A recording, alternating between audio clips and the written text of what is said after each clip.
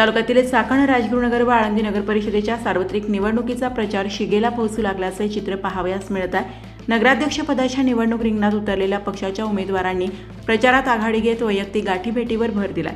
नगराध्यक्षपदाच्या इच्छुक दावेदारांची प्रभागनिहाय प्रचारात मात्र दमछाक होताना दिसत आहे। शनिवार आणि रविवार सुट्टीचे दिवस साधून प्रचाराच्या गाड्या आता घरोघरी पोहोचत आहेत। परिचय पत्रके, वचननामा पत्रके मतदारांपर्यंत पोहोचवण्यात येत आहेत। रविवार सुट्टीचा दिवस साधून माजी नगराध्यक्ष भाजपाचे उमेदवार शिवाजी नंदकुमार मांदळे यांनी रिक्षा रॅली काढून संपूर्ण शहरात प्रचाराचा धुराळा उडवला। राष्ट्रवादी अजित पवार गटाचे उमेदवार किरण आहेर यांनी शहरातून पायी पदयात्रा काढून भेटीगाठी भर दिला। शिंदे गटाच्या शिवसेनेचे उमेदवार मंगेश गुंडाळ यांनी जोरदार प्रचार सुरू केला असून प्रथम नगराध्यक्ष उद्धव ठाकरे, शिवसेना पक्षाचे उमेदवार बापू थिगडे यांनीही प्रचाराचा शहरभर धडका लावत तगड्या उमेदवारांना कडवे आव्हान दिले आहे।